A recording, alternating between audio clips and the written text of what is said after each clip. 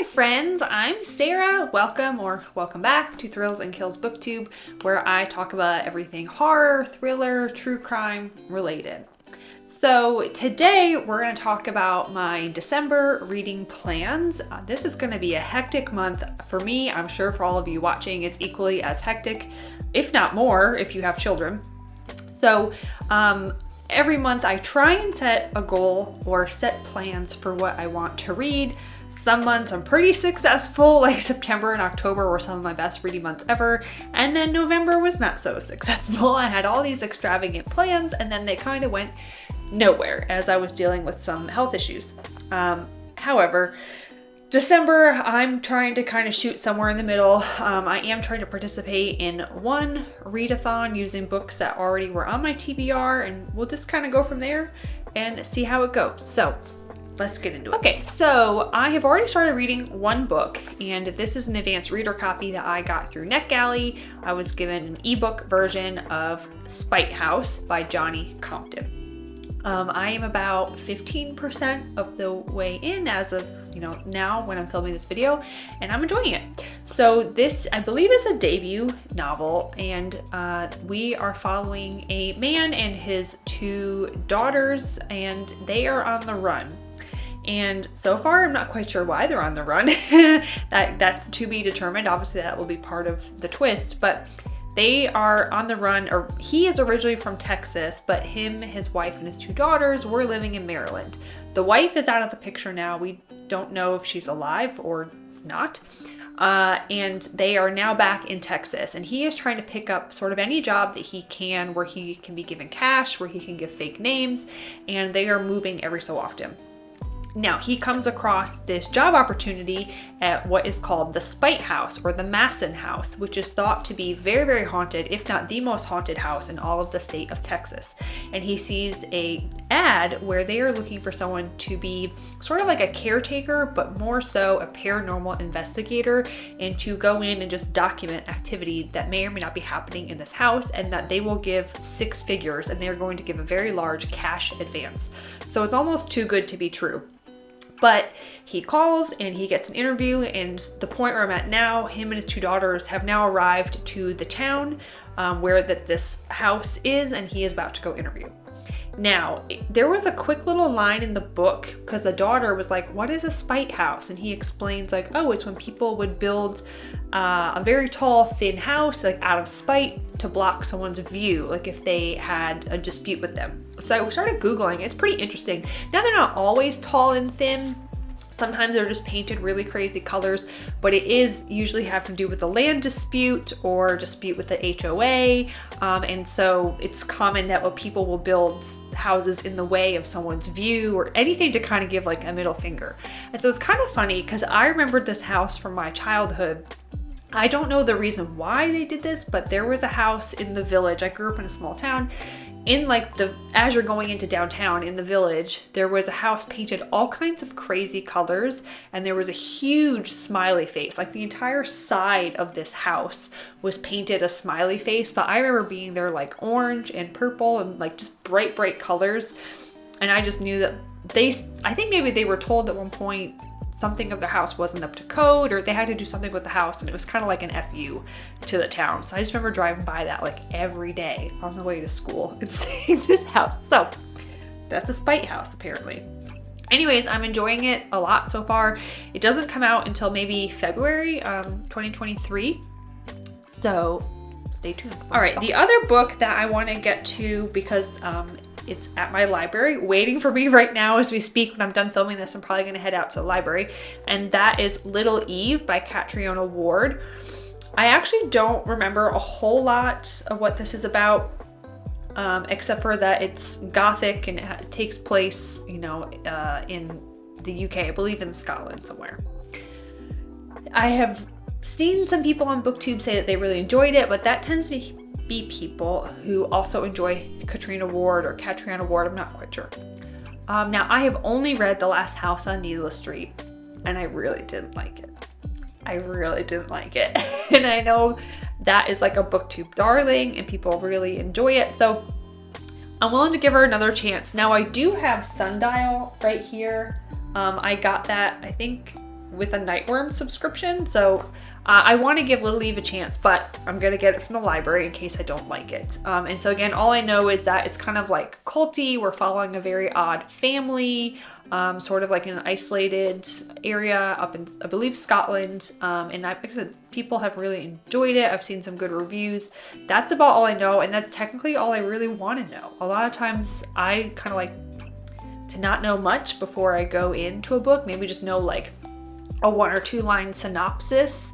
I just like to try not to prejudge before I go in, particularly this book because I know I didn't like her previous book. So, and it has a beautiful cover, so I'm a sucker for that. So I'll let you know how that one goes.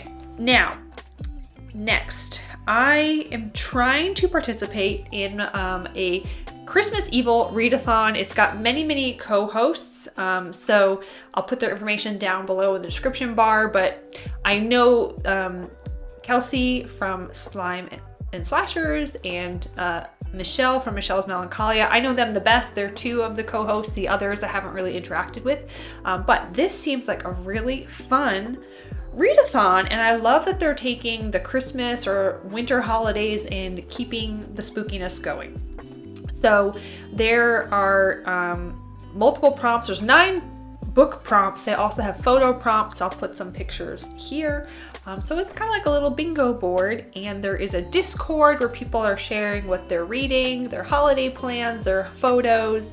There is an Instagram account you can follow, and they're even doing some live events. So the day that I'm filming this, it's December 1st. So tonight they're doing a live watch party of Black Christmas. They're gonna have some other watch parties, some reading sprints, like believe like a live holiday party event. So it sounds really fun. Now, I tried and failed miserably in participating in Kelsey's Nostalgic November Readathon. I only ended up reading 1 book for that, so we'll see how this goes.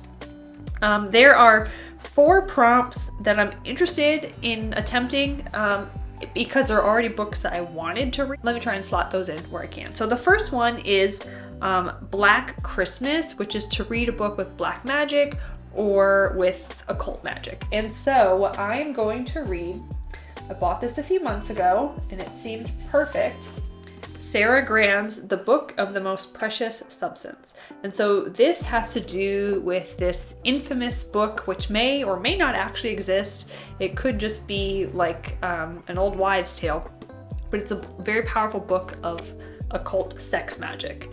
So I have heard from multiple people that this is really good. I know Books and Lala enjoyed it. MJ at Reading This Life enjoyed it. And it's sitting there on my shelf.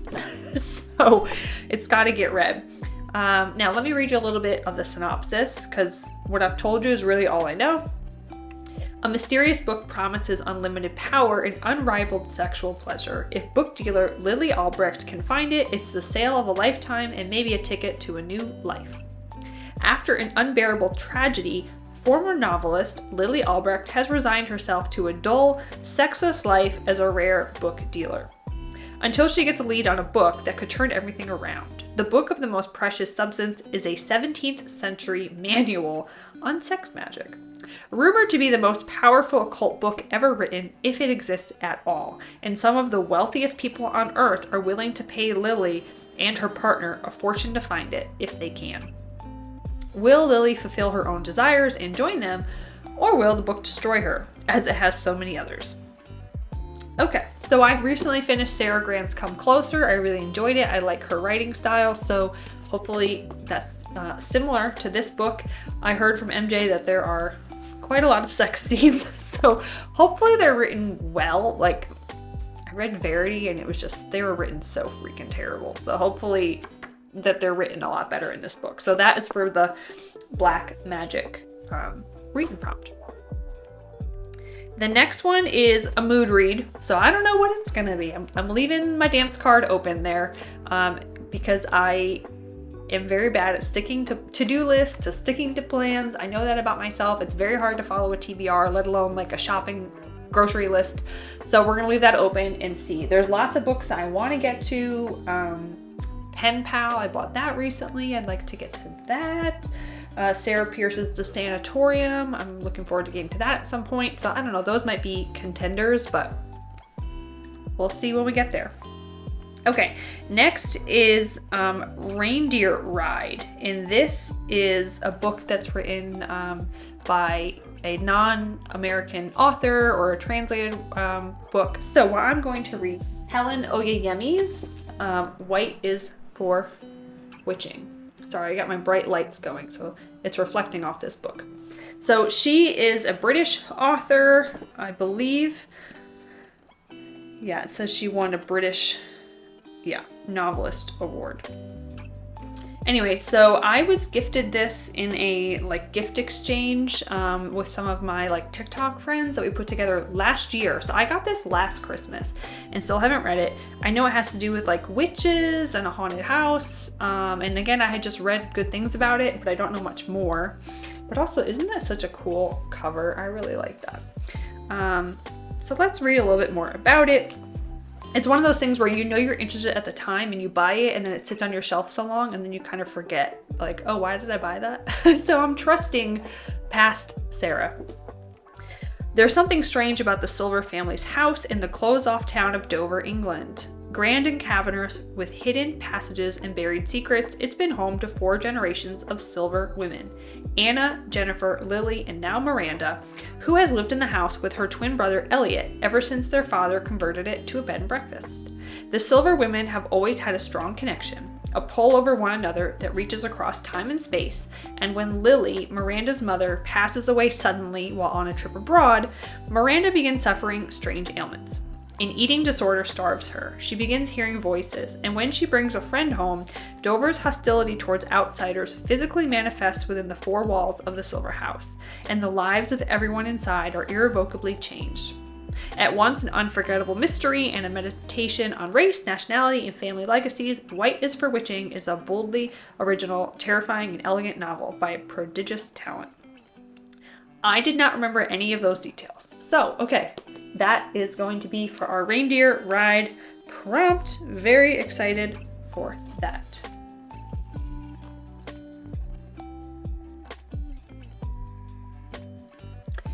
Okay, and then the 4th one, which I've actually already started listening to this. This is for the Winter Wonderland prompt, and this is the Christmas Killer. So I'm going to put a little picture here.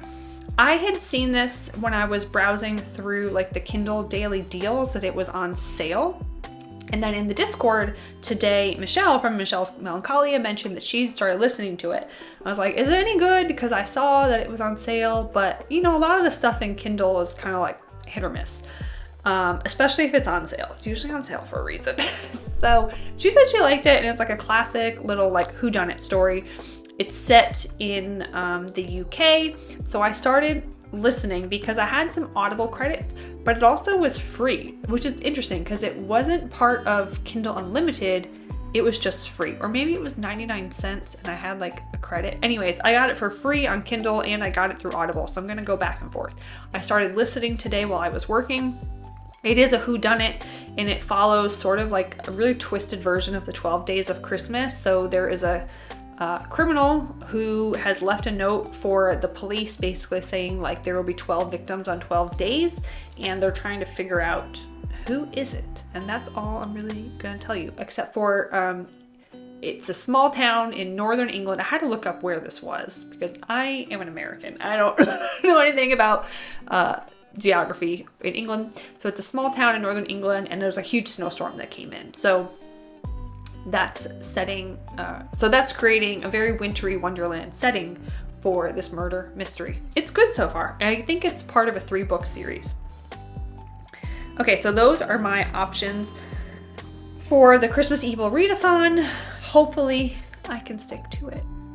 I really, like I said, really enjoy the fact that they're doing a spooky holiday theme. My favorite, besides Gremlins, but my favorite holiday movie is Krampus. I think it was from 2015 or 2016 with Toni Collette. I really enjoy that. But Jack Frost with Michael Keaton. I like the darker holiday movies. I'm not It's a Wonderful Life or Miracle on 34th Street. No, that's not my jam. I want Gremlins and Krampus and serial killer snowmen. So, although this is kind of a funny random memory. if anyone knows the Muppets Christmas Carol, I also love that movie. Just like the nostalgia. And I think when it came out, I was like 5 or 6, and I remember going to the movie theaters with my aunt and my cousin, and the scene where the ghost of Christmas to come comes out, and they're basically telling Scrooge that he is like going to die a lonely, horrible death. I remember getting scared, and I was like having a meltdown, and my aunt had to take me out to the waiting room, and my cousin is like 3 or 4 years older. Yeah, 4 years older. So I just remember her being like, stop being such a baby. But I was really scared. But anyways, now it's one of my favorites. Okay, so my last two, I've got 2 short story collections. Now I'm not going to read the whole things, just kind of pick out some stories here and there, which is what I did last year. And then I figure like over the course of a few years, I will completely finish them. So the first one, there are a few volumes of these books. I just own one. And this is the Valancourt book of Victorian Christmas Ghost Stories. I believe this is volume 1. So I've read, I think, 3 stories in here, and I'm just working my way through. So let me read this to you because I find this like little history fact to be very interesting. During the Victorian era, it became traditional for publishers of newspapers and magazines to print ghost stories during the Christmas season for chilling winter reading by the fireside or candlelight. Now, for the first time, 13 of these tales are collected here, including a wide range of stories from a diverse group of authors, some well-known, others anonymous or forgotten. I will say that there's a fair number of stories in here where it just says anonymous. Readers whose only previous experience with Victorian Christmas ghost stories that have been Charles Dickens' A Christmas Carol will be surprised and delighted at the astonishing variety of ghostly tales in this volume. I really enjoy them. They've also been pretty like easy to read. It hasn't been like really dry, stuffy Victorian writing. So there's a few of them. This is just volume 1, and they all have really cool covers. The other book of short stories, again, I started this last year, and then I'm hoping over a few years I'll finish it. This is Tak To Me, an anthology of Arctic horror stories, and that is, I'm not sure if it's a crow or a raven. I'll never figure that out. But anyways, these are from Indigenous authors who are all from like the northern Arctic Circle area, and again, they're all very like cold weather, wintry horror ghost stories. So again, this is a lot smaller, so I'll probably finish this one this year. This one I'll probably have to get to again next holiday season. Okay, that's what I have for my December reading plans. It's gonna be a busy month, so I'm gonna try and keep it short and sweet. If I read anything extra, great. If not, whatever. It's gonna be a busy month. So that's what, 6 books and then 2 short story collections. So that's a decent month. I don't really have any plans. I don't think my husband and I are gonna go visit family this year. It's just, we live on a farm and I've got all these animals I have to get care for, and then our dogs, and it's a whole freaking mess. So I think we're just gonna stay home. I make a very good prime rib, I will say. Like, everyone in my family, like my in-laws who eat red meat, my husband, my father-in-law, everyone says it's the best prime rib they've ever had in their entire life. My husband's best friend has had it. He used to live with us. He says it's the best he's ever had. So it's like my little secret recipe that I don't share. So we'll probably stay home and have prime rib. My best friend, who basically is a sister, she lives literally 3 minutes down the road, and she just had a baby on Thanksgiving Day, and they have a 2-year-old, so my niece and nephew. So I don't know, we might go over there, or maybe they'll come here. I think that's all we're gonna do for the holidays. Nothing too big and too crazy. There's been too much going on lately. So let me know down below, what are you planning to do for the holidays, or like what book are you most excited to read this month? So that's all I have for you today. I hope you guys have a good one and a happy and fun and safe holiday season. Bye guys.